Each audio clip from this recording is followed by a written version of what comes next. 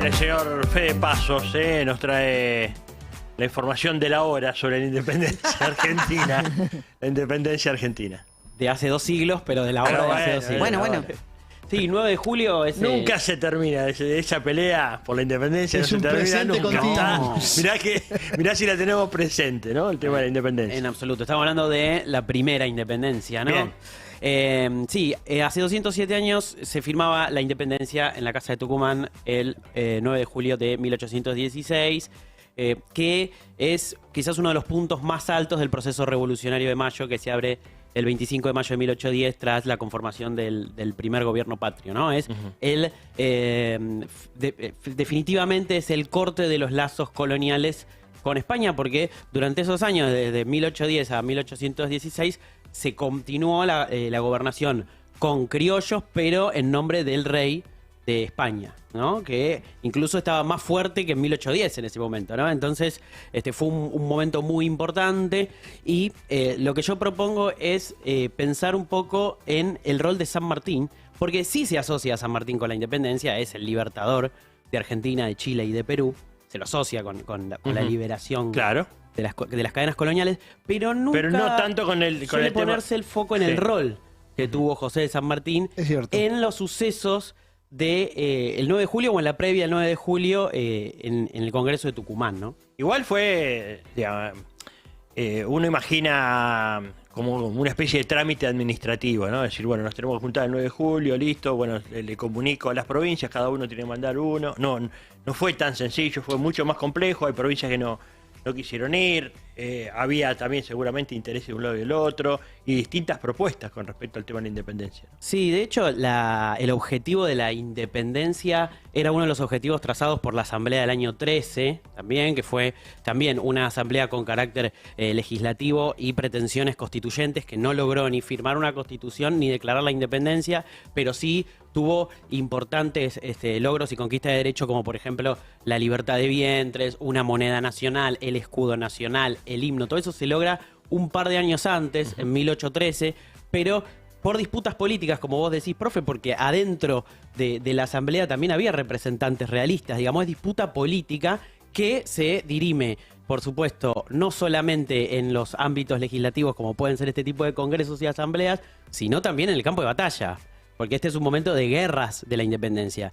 Y cuando se estudia la figura de San Martín, más de común, se lo suele vincular solo con lo militar y no tanto con lo político. Esto es en parte porque San Martín tenía una alianza política con Carlos María de Alvear, que era un personaje muy importante de ese momento, que fue quien en algún sentido terminó siendo la figura política más fuerte de la Asamblea del año 13, pero tras estos acontecimientos se terminan disociando, se terminan desvinculando, por dicho de alguna manera en buen criollo, como que Alvear se queda un poquito con la rosca política y se termina perdiendo y termina teniendo un viraje conservador bastante importante, y ahí es cuando San Martín empieza desde su lugar en Cuyo a tratar de presionar por la independencia cuando finalmente se dan las condiciones políticas para establecer un nuevo congreso en 1816.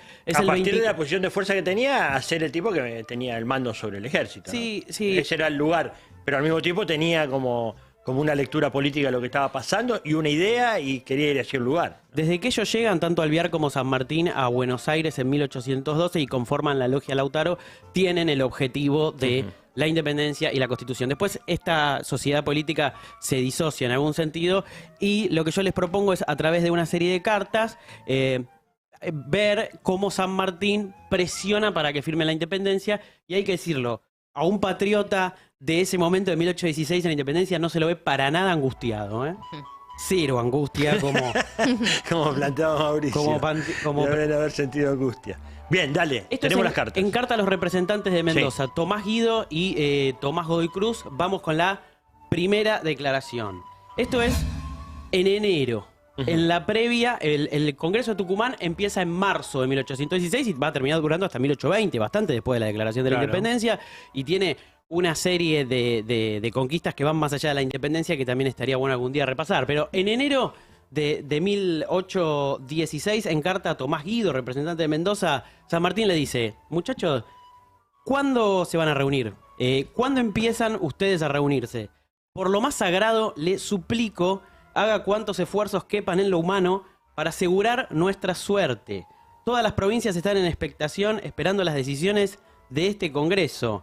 Él solo puede cortar las desavenencias que existen en las corporaciones de Buenos Aires. ¡Epa!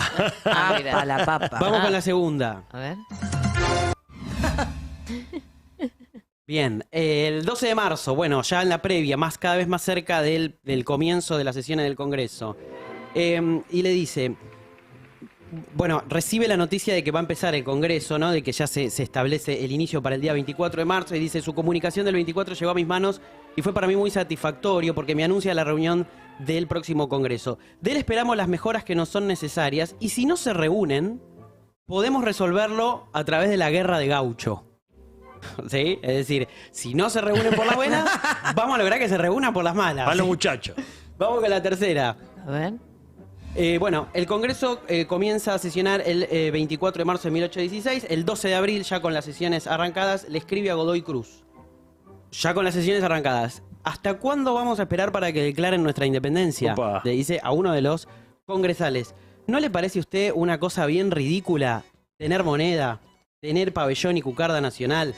Y por último, hacer la guerra al soberano de quien en el día sí se cree que dependemos. ¿Qué nos falta para decirlo? Por otra parte, ¿qué relaciones podremos emprender cuando estamos en pupilo? ¿No? En pupilo, en dependencia de la colonia. Los enemigos, y con mucha razón, nos tratan de insurgentes, pues nos declaramos vasallos. Y Godoy Cruz le dice, bueno, no es soplar y hacer botella.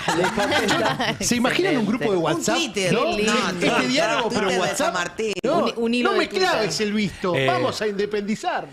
San Martín ahí jugaba fuerte incluso con los fierros, porque en algún momento hasta puso tropas así delante de algunos lugares, un par de caballos, diciendo, bueno, a ver, empiecen a moverse. Es verdad lo que vos decís, que está desdibujado ese rol de San Martín. Ahora, si él se queda ya sin el apoyo de Carlos María de Alvear, ¿quiénes serían los aliados de San Martín en esa disputa? En ese momento, ¿no? Bueno, bueno, él cuenta con un ejército propio, digamos. Él es líder de un ejército, entonces tiene las armas. Es decir, su estrategia no pasa tanto por sus aliados políticos, digamos, de política profesional, entre comillas, sino por su poder militar también en ese sentido. Entonces, él hace política también con esa herramienta de presión.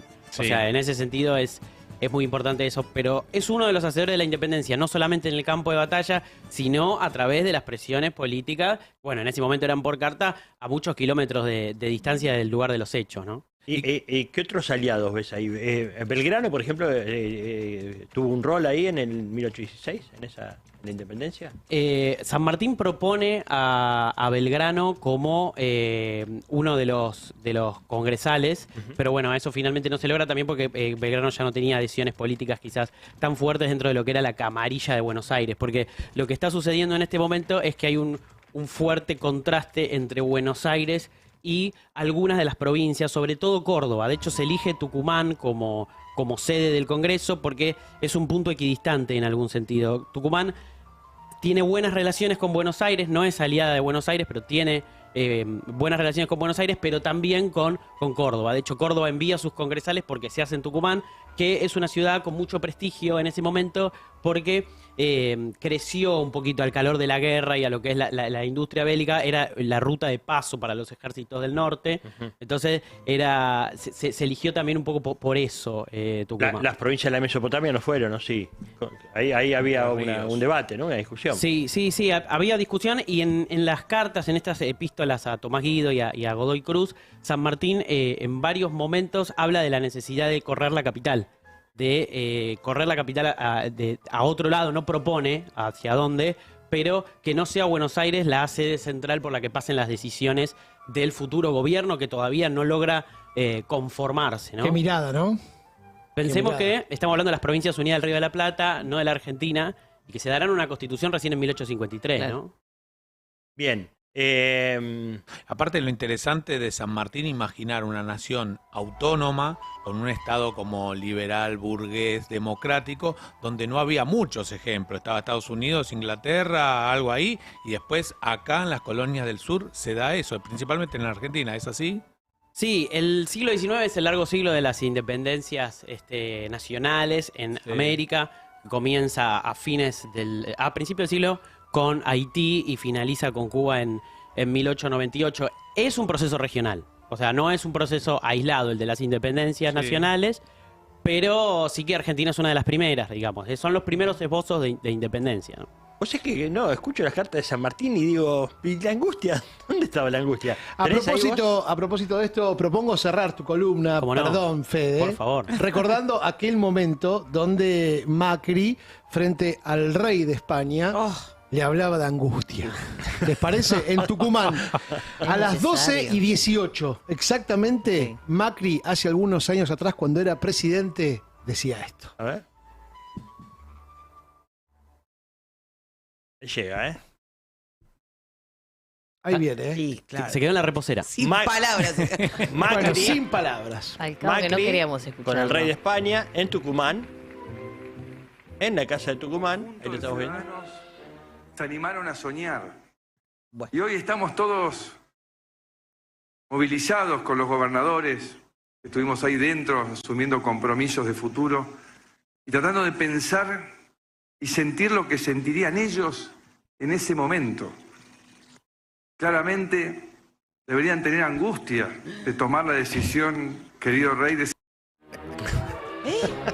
Querido Bueno, rey. angustia, ¿no? Bueno, no estaban angustiados, no. No, Querían yo me acuerdo de independizarse. ese momento, yo no podía creer lo que estaba. Tremendo, ¿no? Tremendo. ¿En Bueno, qué lugar pararse? ¿No? claro, claro. Sí, sí. Solo de Lamebotas. Es el único lugar que te podés parar para decir esto. Sí, sí. No sabe leer y fue presidente de la nación. 10-14 pasó Fede Paso por el Destape Radio. Gracias, Fede. A ustedes. El Destape Radio.